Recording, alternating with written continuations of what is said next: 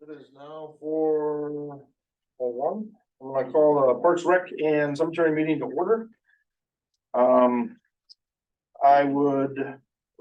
make a motion to approve the consent agenda for the August 23 and July 26 minutes agenda. So moved. Wait, I did made the motion. you made the motion. You're just second. Okay, sorry. So we got a first and a second. Any discussion? Does anybody have any questions on the past agendas or the minutes? Bill, Dan, you guys have any questions on? Okay. All in favor, say aye. Aye. That passes. Public comments on agenda items. Bill? Yeah, I just wanted to just make a quick comment on the review of the 2022 multi-metro deer management results and program. I was involved, and I'll just pass this around. This is just a photograph. It was actually taken I think it was like late June, early July last summer. There's about 20 some deer in that photo. I was involved when the program got started some decades ago now. And it really was because of complaints that we were getting from residents about, just the population boom. And, the village was and still is a bit of a refuge where, areas where people can't gun hunt, and there's typically less predatory activity from coyotes and wolves and such in the village limit. So I've had folks hunting on my property since the inception of the program, and I'm sure you've heard from Dan kind of the safety aspects and the training and certification that the hunters that participate have to have. Just wanted to let you know that I'm supportive of it, and hopefully you guys would be too. So I'll figure out if there's any questions for me, but otherwise, thanks for listening. Okay. Yeah. Any other public comments? Very good. I have a comment. Okay. I was turkey hunting within a mile area here, and it's been known that CWD is in the area. And I saw one of the animals within this boundary area with CWD. And if that is not eradicated, or if we don't have a chance to knock these animals out, we're gonna have a mess. I saw this animal come out with 3 other deer, and it fell when it came out of the woods. I have a picture of it. And I tried to get up, fell again, tried to get up a third time, fell again, and tried to eat, it vomited, it staggered, and went back off into the woods. Now, with those other 3 deer, who knows what? But if that gets in the village, they're in deep dodo. So these gentlemen, or these hunters, could help us out a lot with that problem. Okay. Oh, plus, but added to that, is that they have no proof that CWD affects human consumption. But it's just a nasty thing to have.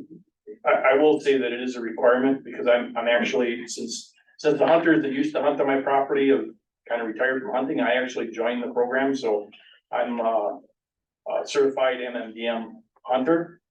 And maybe Dan explained it, but we are required to take those heads in to the DNR to have them tested, and so there's a chain of custody for all of that.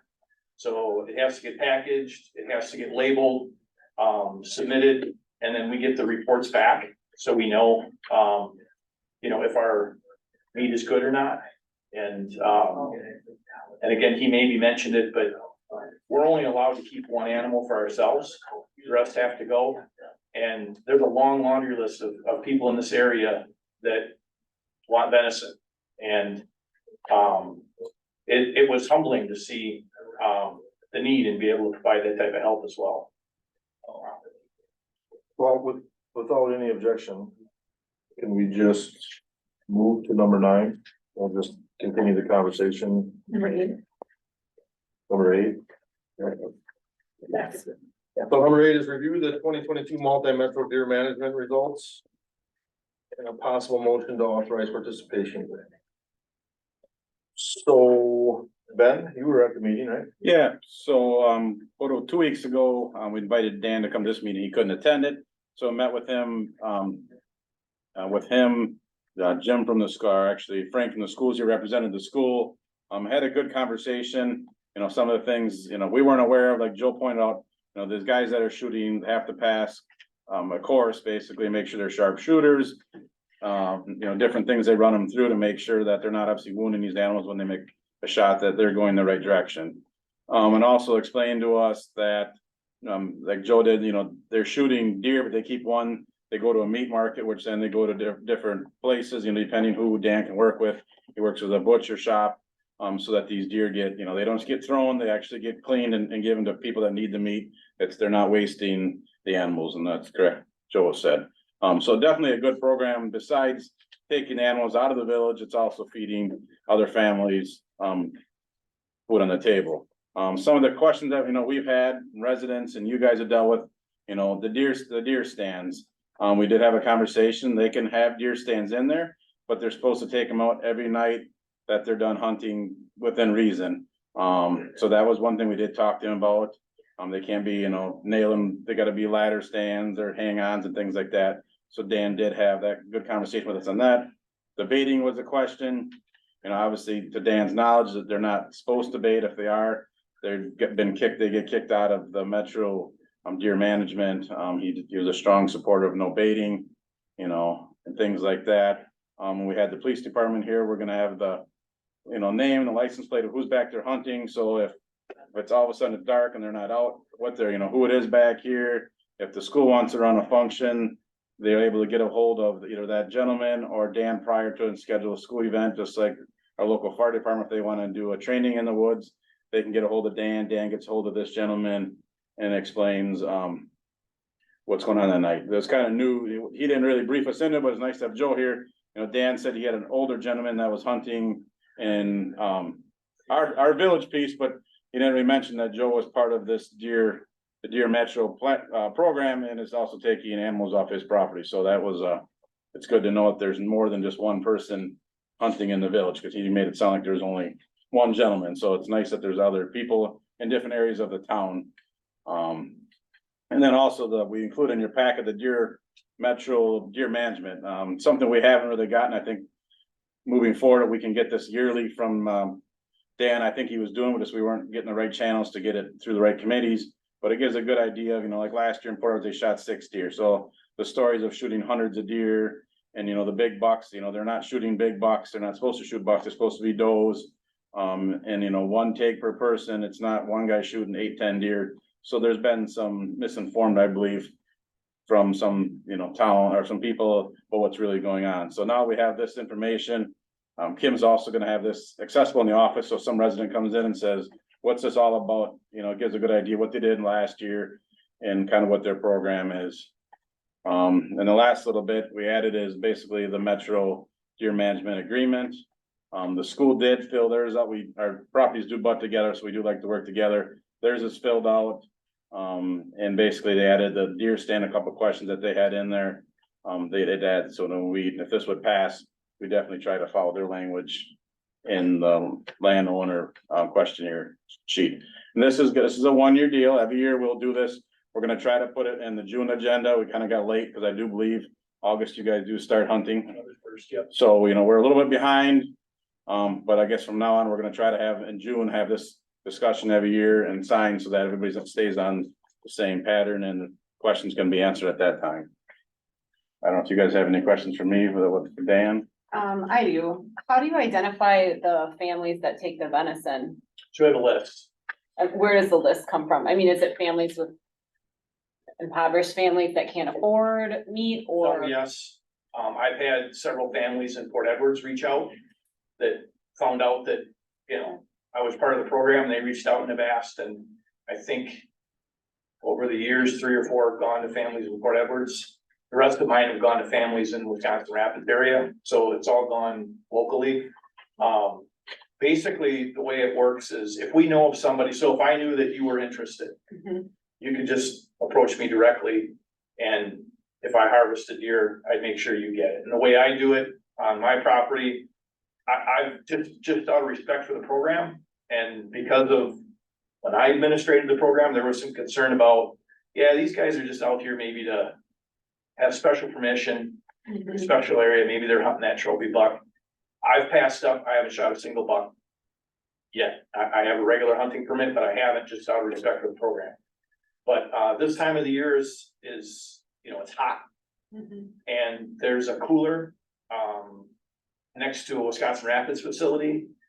And so if we harvest one, like if I were out tonight, harvest one 100-degree heat, it'd get in that cooler right away so that, you know, the meat stays good Sure. and then I can get it to a locker. So, but there is a list then that we have as a metro management group. Dan Hobbs maintains that list. People contact him. And if we don't have somebody that's interested, we'll go down that list and he's got the names and phone numbers. We give him a call. What I've done in the past is I will typically go and take it to the processor and pay for it to be processed myself. And then they can either reimburse me or depending on the family, Got it. they don't. Okay. And then I thought you said one tag per person? So they get to keep one deer, they One get at a time. at the 10 tag, well, you can get as many tags as they want, but Joe can't shoot 5 deer for himself. Himself, He can yeah. shoot one and the rest have to get given away, or, Okay. you know, taken to a needy family or whatever the Yeah, list. and what happens with that, just so you know, is we have to create a log of the hours that we hunt, the animals that we see, if we take a shot, all the MMDM hunters on the flight, MMDM, and then there's a number, that number represents the hunter in the group. So if someone sees a deer walk out with an arrow sticking out of it or dead in the park, Mhm. and that arrow's got MMDM 06, Dan can look it up and say, oh, that's that Joe Terry guy, and he took a lousy shot, we need to talk. So there's some safeguards to make sure that, you know, we're not taking wild shots. And then, okay, thank you. My final question for you, do you control how many hunters are in an area then? I'm assuming so. Yeah. Obviously, we've got a big herd. I'm fully aware that we need to deal with that. I'm on board with that. I'm from the Northwoods. I get it. But just the idea, and I know at this point, we're not talking about over hunting, but how is that number controlled? So typically there's a hunter that is assigned to an area. Okay, So, and Dan may have 1 or 2 people, or whoever the hunt leader is for Port Edwards, which is currently Dan. okay, May have 1 or 2 hunters assigned to Ripple Creek Park. okay. And there's generally one out there At a time. at a time and that's it. It might be a situation where, you know, someone might fill in if someone can't be out there, but, you know, everyone's got their own lives and families, so it's not usually like they're out there all the time. Okay. He did say one gentleman is what he has at Ripple. I mean, it's not a huge, Yeah. it's not a huge property, but he has one gentleman back And there. I only ever had 1 person hunting on mine. Okay, thank you. Are you okay if I go upstairs? Has there been any, Jesus, I can't talk. CWD reported for around Port Edwards at all? No, No, with any of the deer, okay. So really the only locations that we're talking about is Ripple School Forest Ripple Creek is the only village property that we're letting them in. and Joe's property. And then, yes, so if anyone that has property, and this has changed over the years because the hunting rules changed. Yeah. But if anyone has property and wants an MMDM hunter on their property, you know, they have to be 150 feet away from a dwelling. Or they have to have written permission from the property owner of any dwelling that they're within 150 feet of. And so, you know, someone on Verbunker wanted, you know, so I've got deer in my yard every single night, you know, could an MMDM hunter come out here? There'd be a process to make sure that there's in hand written permission, you know, if there's 3 homes nearby, they're within 150 feet, there's gotta be written permission for that hunter from all 3 property owners to be there, and they could hunt on pretty much any private property. I know that, as a group, there's been an effort to try to get back in down at the old mill property. There generally used to be someone that worked that area a bit. Sometimes there was someone in the school forest and someone in Ripple Creek Park. For some years ago, when I was administrating the program, there were 2 people hunting the area. But no one was on Carter's. It was, We had the others, so when we had, before the apartments, there was a guy on the other side where Dan lives now. Before those apartments, we always had people. That's right. But now we sold that property to Yep. the timber company. Now we don't have Yep. that chunk anymore. So that's past the creek, there's really nothing coming back up. yeah, so there could be more areas hunted if property owners requested. And that was my situation. Yeah. I was requesting that they come onto mine and they were happy to do it. So any private landowner can have it. We're just talking about Ripple Creek and village property. Correct, we're doing our deer management for our land, And we've done this for 15 years, me and Joel were talking, I think it's 15 50, I think it's 15. 15 years. I think there's more to it than that. So it's kind of 2 parts. Number one is supporting the program because it is a multi-metro program and the DNR does have a grant. So, so there's some funds that help cover the cost for the refrigerator and some of the other administrative costs for the program. And the other part obviously is the village consideration for allowing to hunt on some village-owned property. Now, there is a cost involved though, right? Don't we pay for each animal or a portion? No, We don't pay a dime. At one time, there was Didn't we? a talk that was $2, but that was that was after, I think after Joe, in between, we had something about those tags, they were like $2. The hunters do get reimbursed. I think it's $18. Basically to help cover costs for your broadhead, bolt, scent, Yeah, whatever. And you have to have a receipt. You submit the receipt at the end of the season. And, you know, as long as there's still money from the DNR grant available, the hunters then collect $18 for, you know, per animal. Okay. Somebody else have any other questions or discussion? Cause essentially, this permit was gonna be the landowner, village, whatever's in the address of Just Ripple. Ripple Creek, of basically that area. So We that, don't own anything else. yes, this will be at that area. And if they wanted other pieces, then I guess they'd have the same sheet what Joe was talking about, they'd fill this out and they'd apply it the same way. And right, the hunter's supposed to have a copy of that with them.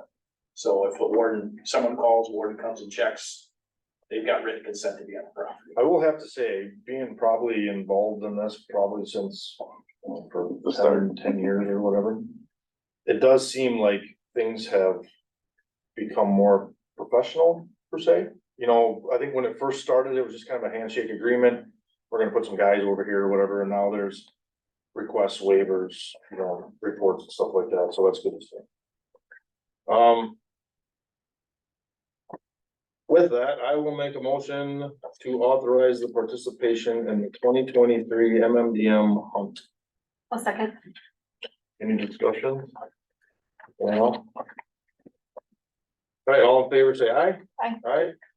Opposed? That passes. So then that will go to the village board. Yep, thanks for your time, everybody. Thank you. Thank you.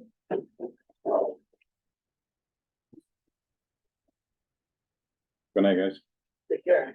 Nice shooting yesterday, Dan.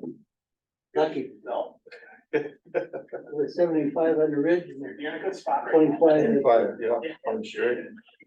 All right, so we will go to chairperson comments, back to number 5. I do not have any. Does anybody in the committee have any other comments? Nope. Yeah. No. Director of Public Works report. So the music in the park, everything is all set up for next week, Wednesday, changing dates due to back to school activities and other things.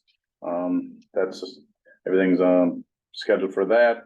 The monthly calendar, just so if there's any concern, so what we're gonna do a monthly calendar the first of the month, then we're gonna update it after the village board meeting, because the meeting dates are not set to the village board meeting. So that's why you're gonna see, if there's any village activities, we'll send it out, we'll post it on the first of the month. But then we're gonna have to update it after the village meeting, because that's when you guys actually confirm the dates of the meetings for the month. So other than that, there's really no activities going on.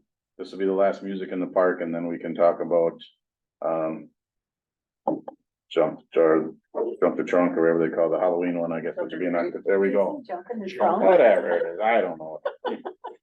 So that'll be the next event that'll happen in October. As in the reports, the parks, no maintenance issues, Ripple Creek, I did have a couple people call me, ask me about the pond, the algae things growing on the lake, or in the pond. There's really nothing we can do. It's just that time of year if you drive all over anywhere there's the warm weather. So I reached out to a few people, they have ideas and thoughts, and nobody really came up with a good idea that's Do they wanna go safe for the swimming in water. it, or? Just, they're used to driving by and it looks nice, and now it doesn't, so, but hopefully when it starts to freeze, that, goes away and the pond is back to normal next summer. The thing I'll add in the public works report would be the budget. I gave you guys a 10-year capital parks improvement plan. Basically next year, we're looking at replacing that riprap wall and the skating ramp, which we discussed when we were down Ripple Creek early in June. So when it comes to budget, that'll be our big ticket item that I guess we'll be looking for funds for. Other than that, I don't see any big surprises for 2024 budget. Other than, the cost of things, we're just gonna have to go through it and see what we can do to make sure we stay within our numbers and give the same quality of parks and shelters for the summertime and for the winter rentals. So unless anybody has any question on a 10-year plan, that's really all I have. What's the plan for the 50 grand for the playground equipment in 2030? That's way out there, the answer. Yeah, I mean, we put that in there as a start for Ripple Creek. I mean, there's funding out there, there's grants, there's a lot of 50-50 grants. I think the school used those. Pam did talk to me a couple years ago. So I mean, playground equipment, we can probably get a grant. So that'd be something, that Ripple Creek is gonna be kind of a hot topic here, I think in a couple of years to discuss that Mhm. park equipment. So. Okay. Number 9, review, is that it, Ben? Yes, Number 9, review the legacy grant amendment and extension request. so last, I don't know, 2-3 weeks ago, Legacy came here, had a discussion on the grants. We've been talking about, moving the grant money from the Riverwalk to a different project and things like that. So basically we had a conversation, which they're willing to, entertain, basically amendment to the grant. Which you see the one copy I put in here. We'd be looking to move the grant to, for Bunker, starting on for Bunker, running Port Road all the way to Tender Avenue. That would be the added new bike lane. And then a project, we'd also resurface the bike trail from Bruner Avenue to La Tender. We'd look to Bunker Avenue, from Fish Street all the way to Port Road. We'd look to repave that. And the biggest expense is gonna be the safe, crossing at La Tender and 54 to join the bike trail across the road heading towards Nakusa. So Legacy was definitely in favor of sending this to them. If we pass it for approval, we could send this over to them, explain how we're looking to change the project.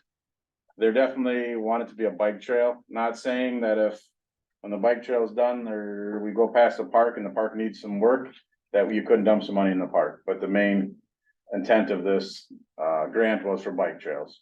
So as we just talked about the playground equipment Ripple, depending on where it goes, since Ripple Creek goes past the bike trail, if we needed some update on the playground equipment, they're not saying that you cannot use that for it, but the main purpose has to be bike trail. So that's, and obviously the completion of this project was 2023-24, and we'd have to ask for a completion date of 2025, just because it's a lot of work to get done starting late at this year to try it all done for next year. So we'd ask for amendment, plus we'd ask for extension of the project. Just so everybody's aware, I think in here we also added, the funds. as of today, we're sitting at 478,655.55. What's left in the legacy account.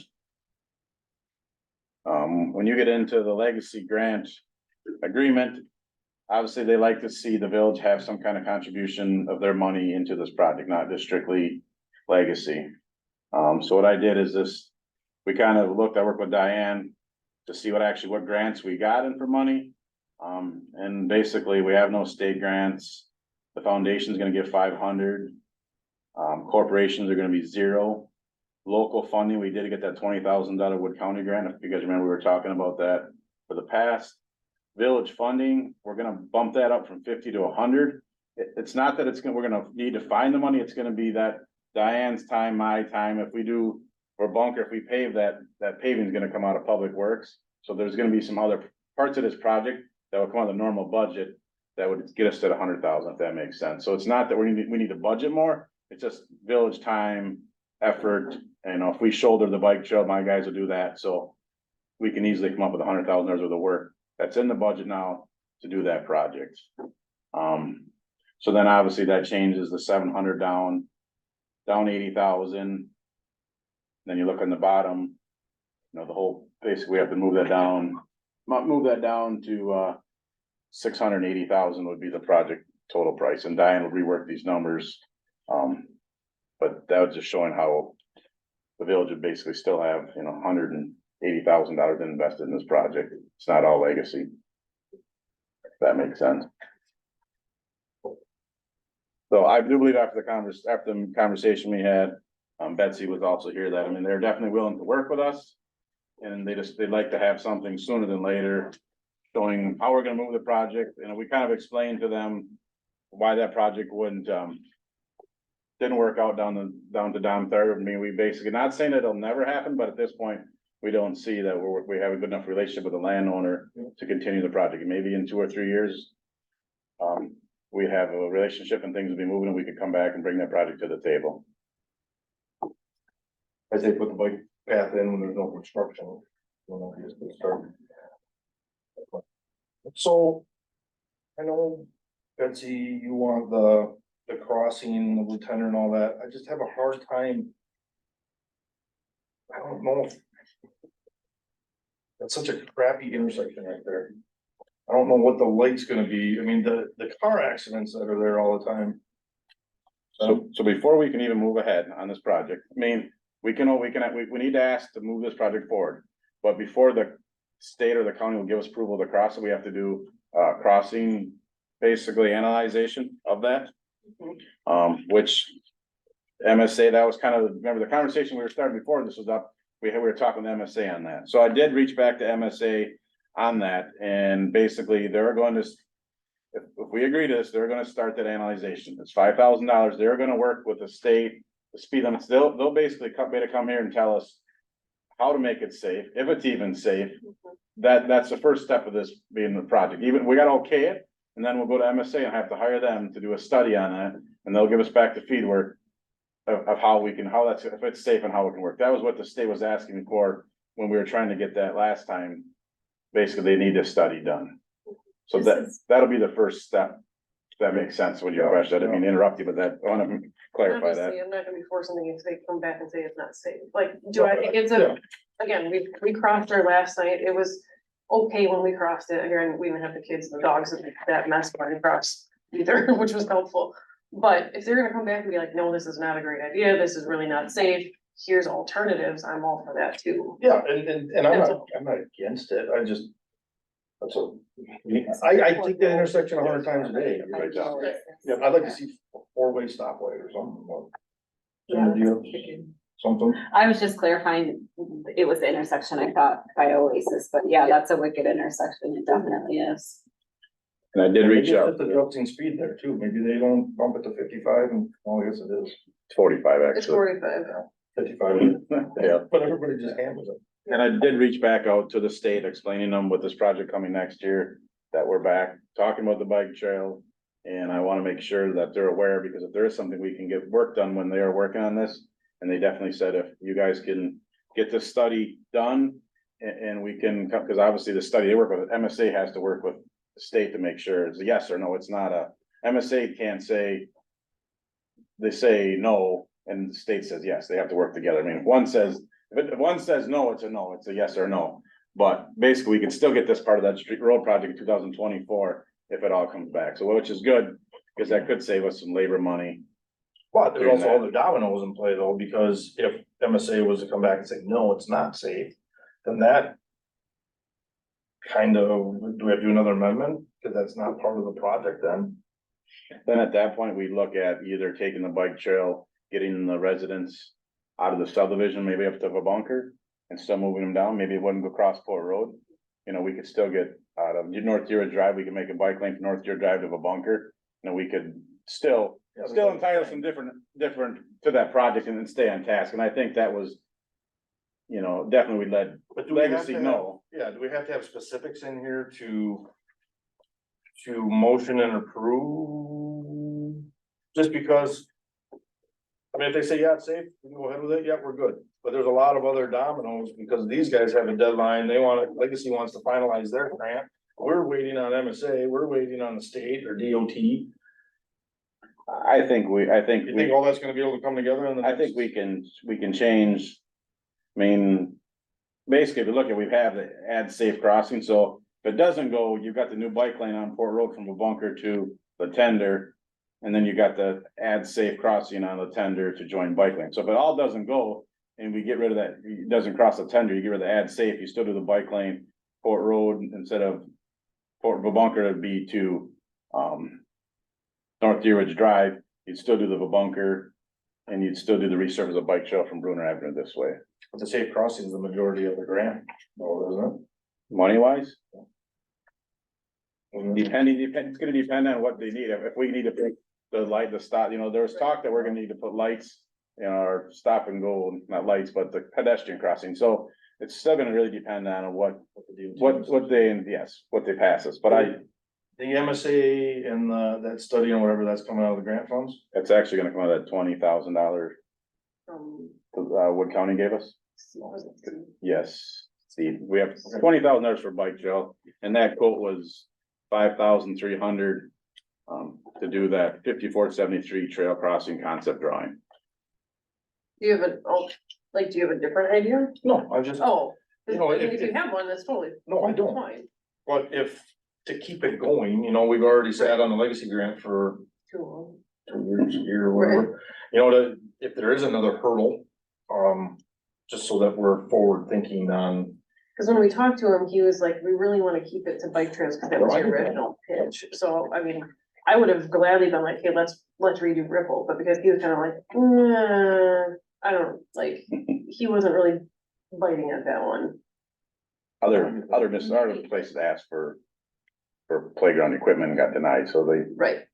Maybe the question is, obviously, what's it, MSA can come in and look at this, but it, you know, how you're saying, it says safe crossing here, I mean, can we put in or North Deer, like, I'm looking at this and I'm thinking about that intersection, and how terrible it is. Either. Right, like either or depending on Knowing how that we have to the, have a study. that would be add new bike lane, Port Road from a bunker to the tender / North Deer Ridge Drive. We could add North Deer Ridge Drive to the tender avenue. I just don't wanna stall if the study comes back. We don't know what we don't know. We're gonna have If they by say everything's October. good, then we're good. By October, we have to have this done, so we can let the DOT know if we're gonna do this. This October, like in a month and a half. Yeah, because that project is getting left for bids. And if we missed a bid, and they said they'd hold on to us and wait for us, but I did talk to MSA, I said, we need this back. Yeah, I just Right don't wanna away. miss any deadlines, and then all of a sudden we have to give money back. But we owe the legacy by this September.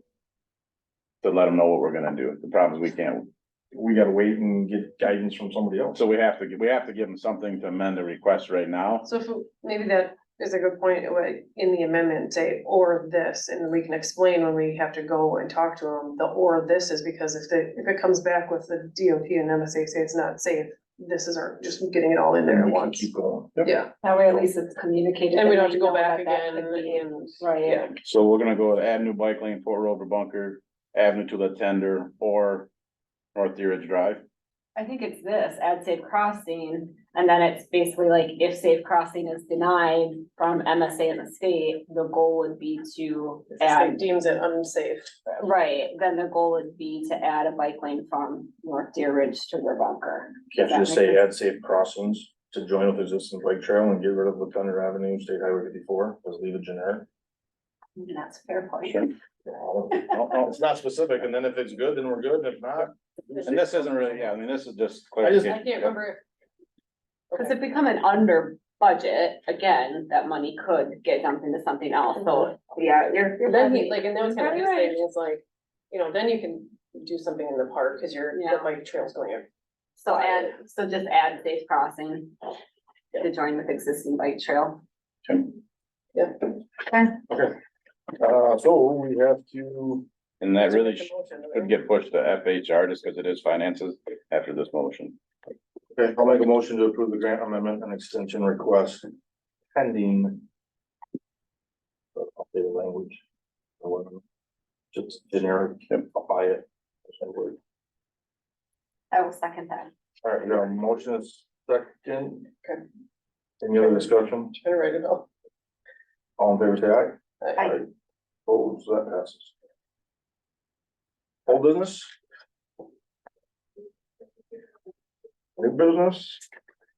I, at the one, last night I was at a meeting for school. It was a community meeting, but at the end I got approached by a couple of community members. I think this has possibly been brought up. I don't know if it's come to the board or if it was just a discussion with Joe.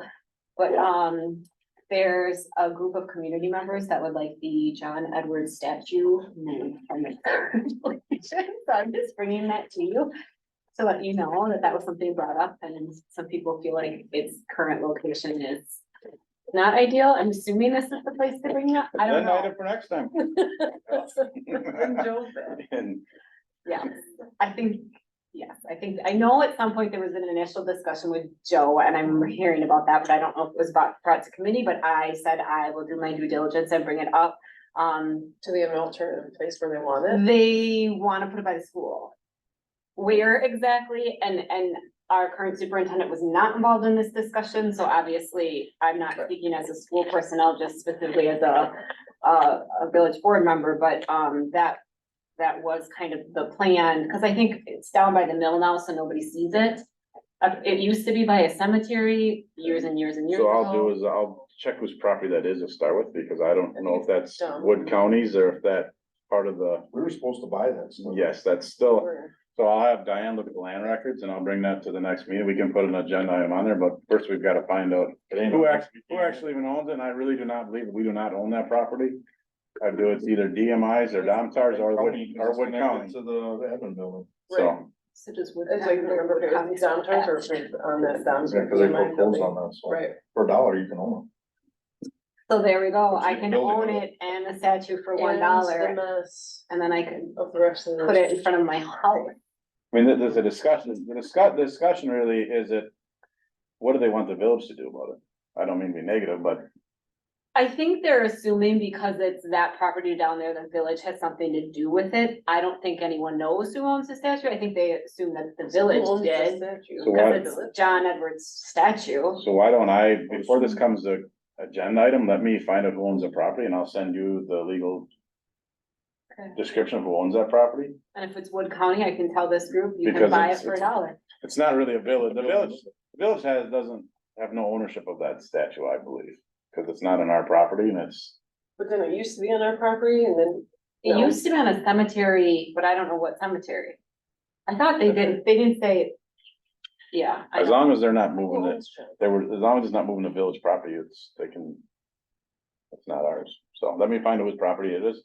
And then they can solicit. Yeah, Wood Yeah, County. because the village does not want to be liable, or responsible for moving it or anything like that. I think they had a plan to move it, but we will. Yeah, well, again, I'll find that and I'll send that to you tomorrow and you can move forward. And if it needs to be brought up to the Parks Committee, we can bring up after you get back to the committee, whoever looking to move it. Okay. And then Joe can discuss it. at his meeting. We will also hear. That was new business, right? Correspondence? The mayor's email. Just on the deer piece, but I think we talked about that at the last meeting. Yeah. And then we got into contact, so, Yeah, Dan Gallagher called me and probably all you guys. yes. All right, next meeting agenda items. Well, it ain't ours, we can't. We'll just wait until you get the information, then Okay. I'll work with Jen and Joe on that. Okay. Next meeting date. The 20th? What are we the? Third week? Yeah. Or are we the 4th? Oh, 1, 2, 3, 4. Would be I think we're 4. 27? To be determined. That sounds, yeah, it'll be. Joker. Yes, Joker. 100%. All right, anybody have anything else? I make a motion, I don't have to, I call the meeting adjourned at 4:41.